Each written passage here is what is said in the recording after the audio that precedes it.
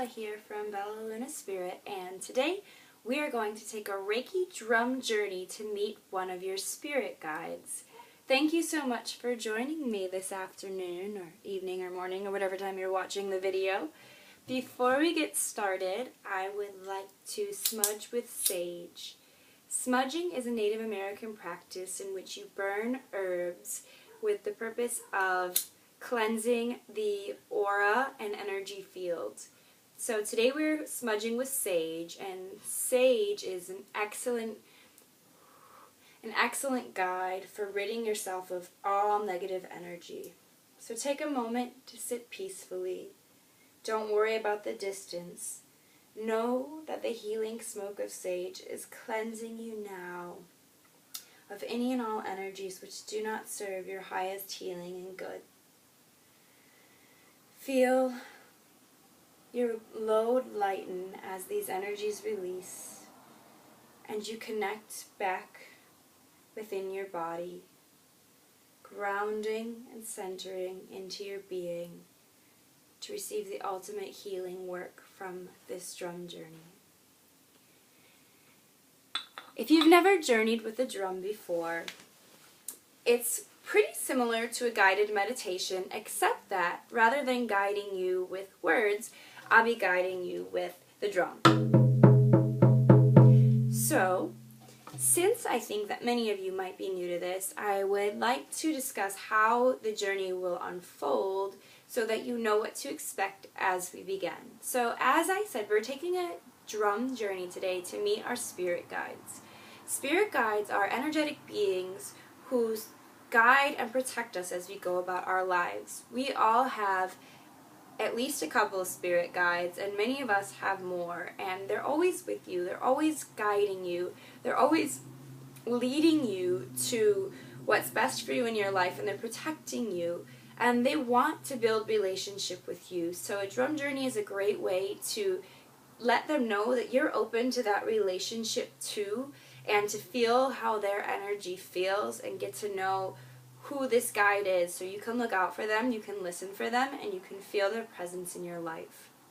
So one of my guides is specifically my drum guide, and he is an Ojibwa spirit who used to be alive, but now he's in the spirit world, and he guides all of my drummings when I use this drum. I have another drum that's a Celtic drum, and I have a Celtic woman spirit who guides those. But today we'll have our Ojibwa drum spirit guiding us on our journey. And the drum is infused with Reiki energy, so I will beat the drum this way when I do it, and all of the energy will come out to you, the journeyer, as you take your journey. So another word about spirit guides, they are spirit, so they're not physical entities. So they may not appear to you in that way on your journey. And that's not to say they won't, because they might. You might see an angel, you might see a bear, you might see a man. They might appear to you in a form that you can physically see. However, I want it to be well known before we begin that they might not come to you in that way. They might come as a white light that you see. They might come as a humming that you hear in your ear. They might come as a feeling in your heart.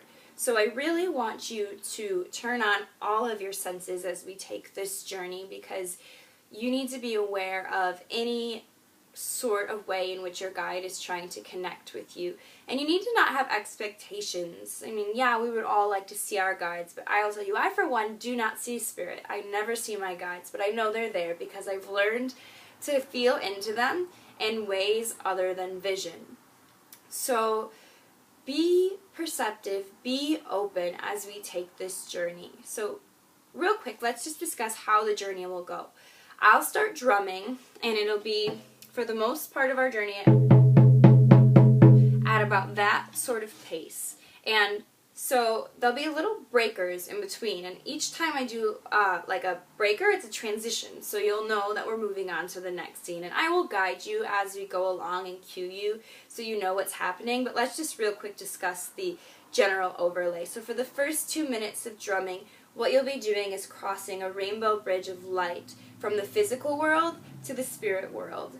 And in spirit world, there's not a such thing as distance or time, so there's only just like now. And when you cross this bridge, you go into that dimension where you can talk to your guide and you're in that present with them. So you'll cross the bridge, and then I'll have our first transition. And when you hear the first transition, which will just be 3 slow beats, you'll know that it is your work time. So your work time is your time to connect. So that's the time you got to turn those senses on and get perceptive. Listen up. You might want to ask questions. So once you feel that your guide is with you and you've perceived them in any sort of way, start asking questions. Ask, what's your name? Ask, how long have you been with me? Ask, what message do you have for me today? What's really present in my life right now? What's going to help me as I move forward? Ask any questions that come to mind. It's really very intuitive, and you will find yourself kind of just having a conversation, and you might physically hear the answers. You might just have an intuitive knowing of the answers. You might not really get the answers right away, but they're coming in, and you need to trust that, because your guides are so happy that you're taking this time to connect with them. I promise you that they will be there, and I promise you they will be communicating with you. So you'll have between 5 and 10 minutes of work time to just talk with your guide and build that relationship. Now, granted, some of you might have already met your guide and you're meeting up with a guide that you've met before. Some of you may have never worked on meeting a guide before, so this will be all new to you. Some of you might have met a guide and you'll meet a different guide today. Just be open-minded to whatever appears before you. Don't try to control it with your thoughts. Just be open to it. So after you have that work time, you'll hear 2 sets of slow beats, which will mean it's time for you to wrap up. It's time for you to end your conversation. It's really important to thank your guide and let them know how grateful you are for their presence in your life and that they took the time to come meet with you today. Ask them maybe how you can continue to connect with them as you go about your day-to-day life. What practice can you implement in your life to build that relationship with your spirit guides? General wrapping up, and then you'll hear 3 sets of slow beats followed by 10 or 15 really fast beats, and that will be your cue to go back over the rainbow bridge of light, leaving the spirit world to return to physical reality.